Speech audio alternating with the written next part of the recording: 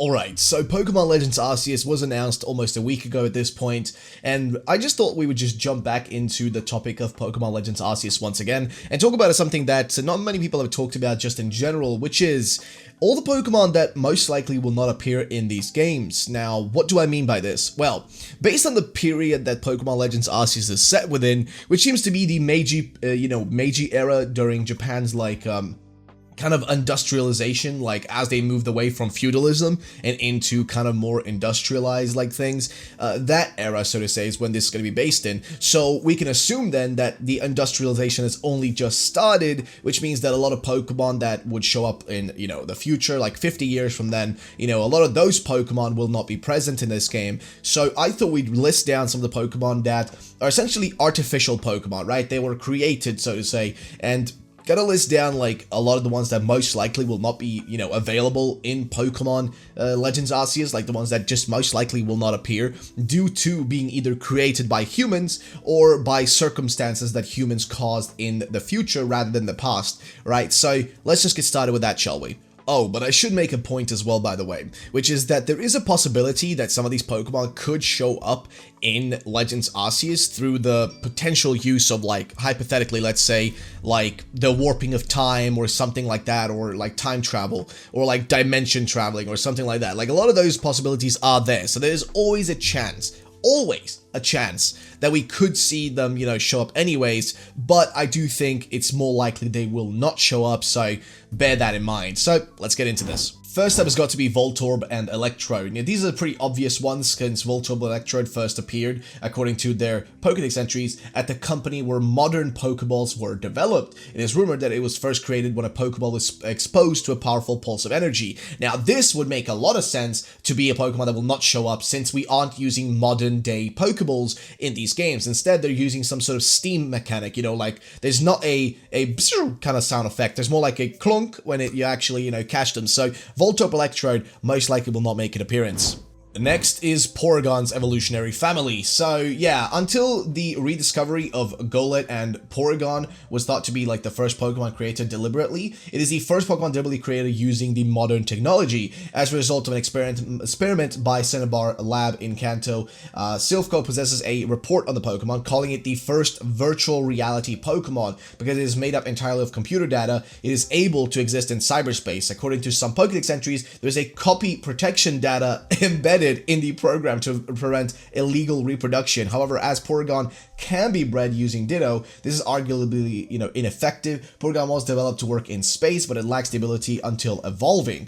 Porygon possesses, two evolutions, both possible through artificial upgrades. Porygon 2 evolves from Porygon when it is traded while holding an upgrade. According to some Pokedex entries, it is designed to work in and explore, explore space. Despite this, it is unable to reach and explore other planets. Unlike its predecessor, Porygon 2 is not limited to what is contained in its program. It is capable of learning, and Porygon 2 evolves into Porygon Z when traded holding a dubious disc. It is a modification of Porygon 2 designed for travel between different dimensions. However, it did not work as planned, so it exhibits erratic behavior. So yeah, this is a literal artificial Pokemon, literally an AI, so this most likely would not make an appearance. Let's be fair, it just wouldn't. Next up is one of the most obvious ones, right? Mewtwo. Now, Mewtwo is a powerful legendary Pokemon, but it's also a Pokemon that was essentially created. Now, according to the logs found in Pokemon Mansion in Kanto, Mew gave birth to Mewtwo after an embryo had been developed. This is inconsistent with Pokemon traditionally being born from eggs. It has a somewhat artificial appearance, most notably the tube protruding from the back of its neck.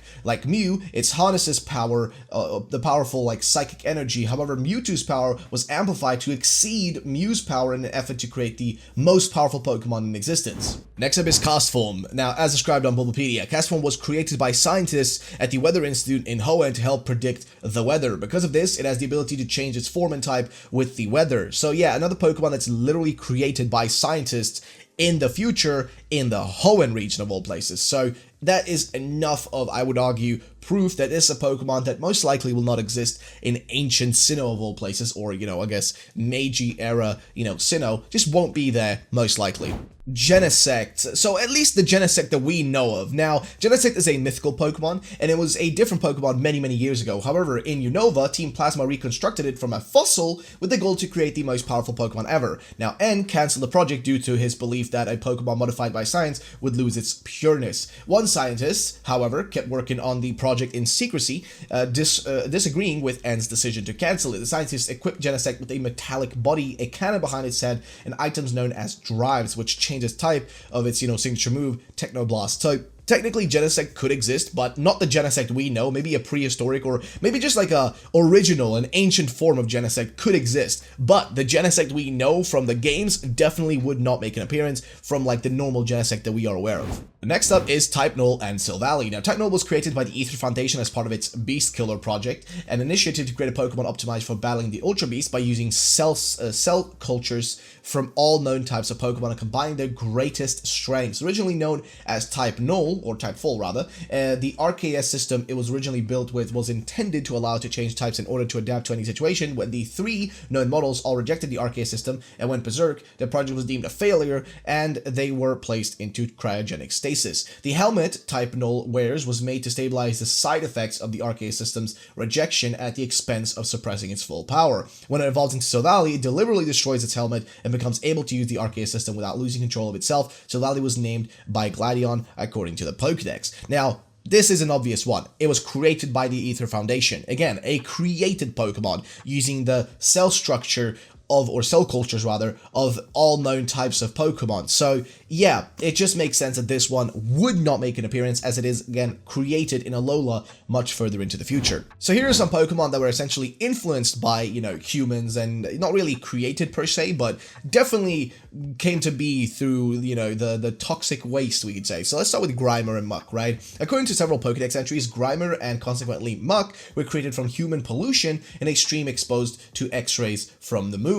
As they were created from genetic waste, Grimer and Muck are poison-type Pokemon. So it all makes sense, right? They're literally garbage. I mean, not garbage in the bad way, but, I mean, they're literally toxic waste, I guess is the better word, right? So I would assume that, feudal Japan and Sinnoh will probably not have a bunch of toxic waste, at least not in that time period. It just doesn't make it a lot of, sense. So yeah, I would argue that Grimer and Muck most likely will not show up. And I think the final one would be any of the Alolan forms of certain Pokemon. I think we can pretty much exclude any potential Galarian or Alolan forms showing up in the Sinnoh region of the past, like I don't think we're going to see Alolan Rattata, Raticate, Meowth, Persian, Grimer, Muck, Meowth, Berserker, Weezing, Galarian, Meowth, and Berserker, like, I don't think we're going to see any of those guys show up at all, because again, they are forms of other Pokemon that changed over a long amount of time within those regions, so it's unlikely we'll ever see those. Even like being brought from another region is highly unlikely in my personal opinion, as they probably don't exist there just yet either, but are just now evolving throughout this time period, right? So yeah. Now, there is a way to kind of put this into perspective, right? We could argue, technically speaking, that there is going to be all these Pokemon, they're going to be available, we're going to see Mewtwo, etc., etc. There is a possibility, keep in mind, there's always a possibility they might reappear. Now, how are those ways that they can reappear in? What are the actual methods they could show up in that actually make sense with these games? Well, number one would be the actual time travel aspect of it, right? So yeah, they time travel and that's how we get them there, or they warp through time like ultra space or some shit like that, and basically they show up within the games. That's one option. The other option is they make an appearance in terms of like just being in the same time period. Now, yeah, they tell us this is an ancient Sinnoh, but we don't really know the exact timeline for all the Pokemon games, like the exact one. There's a general idea of what the timeline looks like within the video games, but they could also just pull something where like, oh, this is a past Sinnoh, but past Sinnoh actually lines up with current Kanto. They can make some argument like that, which I think will not happen, and I think it's BS that would happen, but this is always a possibility, so this is the least likely one, I'd argue. And there's also the possibility, which is the final one, that they just don't care about any sort of things like that. The fact that it's set in the past doesn't matter, and they're still going to include them anyways. That's a possibility that could happen, right? They could still do that. Or they could have like different versions of these Pokemon that existed in the past, and then those versions kind of like turn into what we have today, which doesn't really make a lot of sense, does it? Because like Mewtwo was created by scientists, so the only connection it has is really Mew. beyond that, nothing else really exists. So I'd love to know what you guys think about this, in my honest opinion. I'd love to know what your thoughts are about this. Like, what are some Pokemon you think will most definitely not make an appearance? But also, what are some Pokemon that, you know, I've mentioned here that you think might still have a chance of showing up? Let me know in the comment section down below.